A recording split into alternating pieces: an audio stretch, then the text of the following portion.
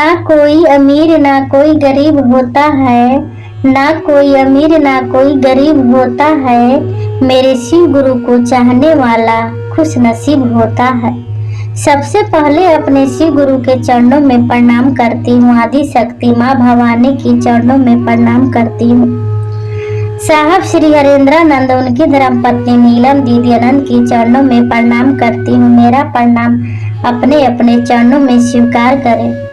समस्त गुरु भाई बहनों की चरणों में प्रणाम करती हूँ। मेरा प्रणाम अपने अपने चरणों में स्वीकार करें।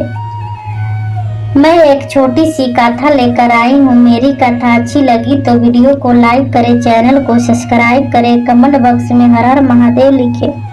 महादेव के नाम लिखने से बोलने से घर में जो भी संकट विपदा आती वो टल जाती, इसीलिए महादेव का नाम लिखे और बोले। चलती हूँ छोटी सी गाथा की ओर। एक छोटी सी शहर में राकेश नाम का व्यक्ति रहता, उसका पत्नी भी थी। दोनों मजदूरी का काम करते और किराया के झोपड़ी में रहते। राकेश के बूढ़ी माँ गांव में रहती। जो भी पैसा राकेश कमाता अपने माँ के लिए भी भेजता। राकेश के पत्नी बहुत सच्चा भाव हृदय के थे। राकेश अपनी माँ से हमेशा बात करते रहता। राकेश कोई बात अपनी माँ से नहीं छिपाता, हर एक बात अपनी माँ से शेयर करते रहता। राकेश बहुत भोला भाला था। एक दिन गांव से खबर आया कि तेरी माँ बहुत बीमार हो गई है, तुम जल्दी चले आओ, तेरी माँ तू लोग को बुला रही है। इतना बात बेटा सुना तो दोनों पति और पत्नी बस पकड़ के अपने माँ के पास गांव चले गए। माँ के पास गए तो देख रहे सच में मेरी माँ बहुत बीमार है। माँ को हॉस्पिटल ले जाने लगा।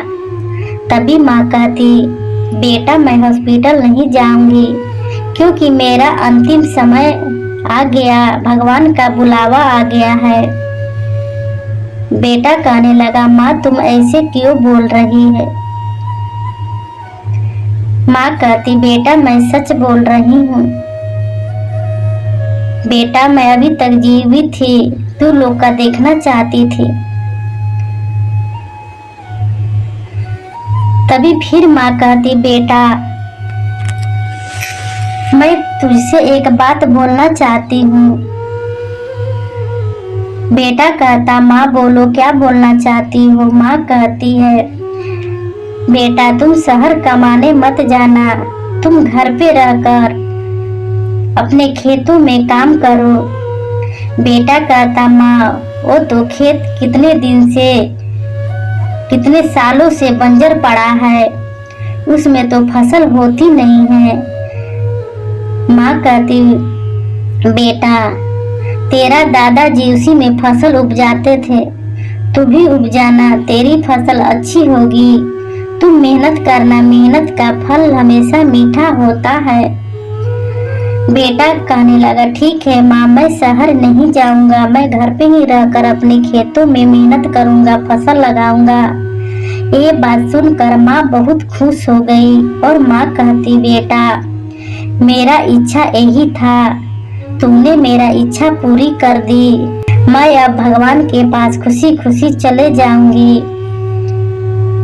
मेरा यही इच्छा था बेटा, तुम लगन से करना, मेहनत से करना, तेरा मेहनत का फल हमेशा मीठा होता है। माँ इतना बात कहकर भगवान के प्यारी हो गई। अब दोनों बेटा बहू खूब रोने लगे, माँ कहने लगे। बेटा अपने माँ को अंतिम संस्कार किया और अपने खेतों में खूब मेहनत करने लगा। बंजर जमीन को खुदाई करने लगा। दोनों पति और पत्नी मेहनत करता। जब सुबह होती वो खेतों में चले जाते, खूब मेहनत करते। शाम को घर आकर खाना बनाकर खाकर सो जाते, फिर सुबह होती खेतों में चले जाते। ऐसा ही 2 महीना बीत गई। जब पूरी तरह से खेती तैयार हो गई, उसमें धान का फसल लगाया। धान की फसल बहुत अच्छी लगी थी। दोनों पति और पत्नी देखकर बहुत खुश थे। राकेश के पत्नी कहती, इस साल तो धान बहुत अच्छी लगी है। अब गांव वाले भी देखकर हैरान हो गए थे कि बंजर जमीन को दोनों पति और पत्नी मेहनत करके कितने अच्छे फसल उपजाए। अब राकेश अपनी माँ के बात को याद करता कि माँ मेरी सच ही बोलती थी कि मेहनत का फल हमेशा मीठा होता है। मेहनत करो, लगन से करना, उसमें फसल अवश्य होगी। देखो आज मेरी माँ की बात सच हो गई, फसल बहुत अच्छी हुई है। जब फसल तैयार हो गई, काटने लायक हो गई, फसल काट कर वो बेचकर बहुत सारे पैसा हुआ। उसी पैसे से छोटा सा शिव जी का मंदिर बनाया। अब उसी मंदिर में दोनों पति और पत्नी पूजा पाठ करने लगे। उस गांव में कोई मंदिर नहीं था, बहुत दूर दूर मंदिर था, लोग जा नहीं पाते थे। अब गांव वाले भी उसी छोटा मंदिर में भी पूजा करने आने लगे। ये सब देखकर राकेश के पत्नी बहुत खुश थे और गांव वाले राकेश को धन्यवाद दे रहे थे कि तुम भगवान शिव को मंदिर बनाया तो बहुत अच्छा काम किया कि हम लोग भी पूजा कर सके। दूर की वजह से हम मंदिर नहीं जा पाते थे, तुम धन्य हो कि शिव जी का मंदिर बनाया। गांव वाले भी उसी मंदिर में आकर पूजा पाठ करने लगे। राकेश के पत्नी भी पूजा पाठ करते और खेत में मेहनत करते। धीरे धीरे खेतों में फसल लगाते गया, फसल अच्छी होते गई। उसी फसल से राकेश के पास बहुत पैसा हो गया। राकेश जब पैसा आया तो बहुत अच्छा मकान बनाया, एक राजा के तरह हो गया। अब उसकी पत्नी कहती कि देखो पहले गरीबी थी, इतना मेहनत करते थे, अब तो हम लोग के पास इतना सारा पैसा हो गया, क्यों नहीं नौकर चाकर रख लेते, आपको काम करना पड़ता है। तभी राकेश पिछला बीता हुआ याद करता है कि मैं कितना गरीब था, कितना मेहनत करता था, एक दाने के लिए तरसता था। इतना कमाने के बाद अच्छी कपड़ा नहीं होती थी, न खाना होती थी। राकेश अपने पत्नी से कहता, नहीं वो बंजर जमीन में फसल लगाए, उसी से आज फसल अच्छी हुई, उसी फसल से मैं इतना अच्छा घर बनाया, एक राजा महाराजा के तरह हो गया। राकेश अपने खेतों में खुद मेहनत करता, फसल लगाता, कोई नौकर चाकर नहीं रखता। धन तो आया, बाकी उसके अंदर कोई घमंड नहीं था, कोई अहंकार नहीं था। अब तो पैसा गरीबों में भी दान करने लगा, भूखे को खाना खिलाने लगा, प्यासे को पानी पिलाने लगा और गरीबों में दान भी करने लगा, मंदिरों में जाकर दान करने लगा। ये सब राकेश के माँ स्वर्ग से देख रही थी कि मेरा बेटा के पास धन आया तो धर्म से जोड़ा, गलत जगह नहीं जोड़ा। माँ भी बहुत खुश थी कि धन्य हो बेटा, मैं ऐसा बेटा पाकर मैं धन्य हो गई, ऐसी बहू पाकर मैं धन्य हो गई। जाओ तुम लोग आगे मियाँ ऐसे ही बढ़ते रहो और दान पुण्य करते रहो, मेरा आशीर्वाद तुम लोग का साथ है। माँ भी स्वर्ग में बहुत खुश थी, इधर बेटा बहू बहुत खुश थे।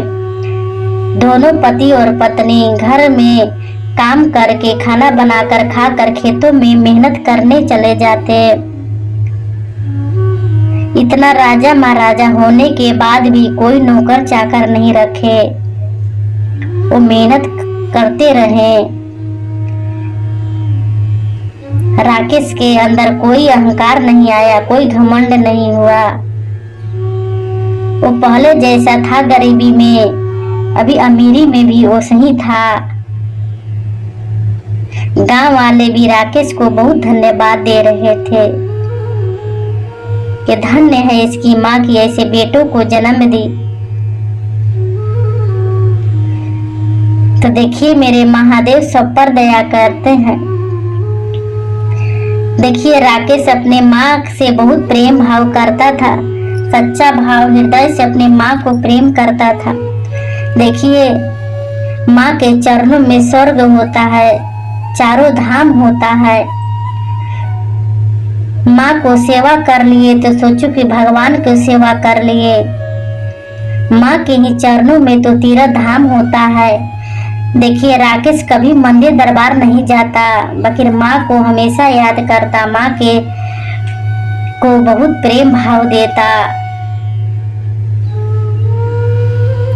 और राकेश माँ को सेवा करके चारों धाम कर लिया था, चारों धाम की यात्रा कर लिया था।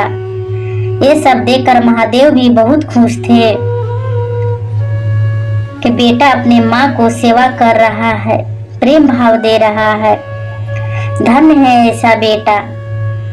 महादेव माता पार्वती भी बहुत खुश थे और राकेश को धन्यवाद दे रहे थे। तो देखिए बेटा को फर्ज बनता अपना माँ को सेवा करे। जो माँ जन्म दे के पोस पाल कर बड़ा करती है, उसे माँ के कभी न छोड़े, कभी न ठुकराए। वो माँ की सेवा करे।